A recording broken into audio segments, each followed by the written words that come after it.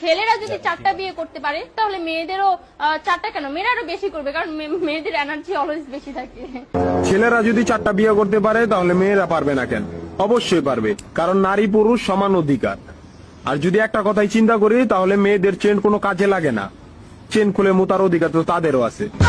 তাহলে আছে একটা চাবি দিয়া যদি 4টা তালা খোলা যায় ওটাকে বলা হয় মাস্টার কি, আর একটা তালা যদি 4টা চাবিতেই খুলে সেটাকে বলা হয় খাঙ্কি। ধরেন আপনি 4টা ইঁদুর পালেন, আপনার কাছে গর্ত আছে একটা, বাহিরে অনেক বৃষ্টি, বুঝেনি তো ওয়েদার ডিমান্ড, এখন 4টা ইঁদুরের একসাথে গর্তে ঢুকতে হবে, তখন আপনি কি করবেন?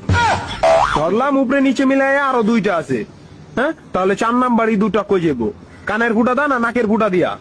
হ্যাঁ, তার মধ্যে মাসের মধ্যে 7 দিন থাকে লকডাউন। আমি মানি, আমি না শুধু, সবাই মানে মেয়েদের অনেক পাওয়ার, মেয়েদের অনেক এনার্জি। তাহলে দেশের মধ্যে ঘন ঘন লোডশেডিং হয় কেন? আমার মাথায় কোনোভাবেই ঢোকে না।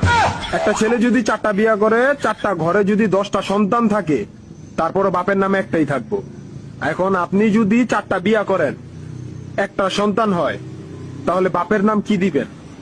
সলিমুদ্দিন, কলিমুদ্দিন, আনোয়ার, মনোয়ার, নাকি গড়ে মিলাইয়া জানোয়ার?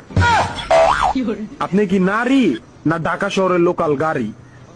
30টা সিট ফুল, 20 জন দাঁড়ানো, তারপরও বলে পিছনে সিট খালি, ওঠেন তাড়াতাড়ি, পিছনে সিট খালি, ওঠেন তাড়াতাড়ি। শুধু এই সমস্ত মেয়েদের কারণে পুরা নারী জাতির সম্মানহানি হয়। আমাদের উচিত সিটি কর্পোরেশনের কুত্তা মারার ইঞ্জেকশন দিয়া এদেরকে মেরে ফেলা, যাতে এদের জন্য অন্য কোনো মেয়েদের কেউ খারাপ নজরে না দেখে। মারানি কোনানকার।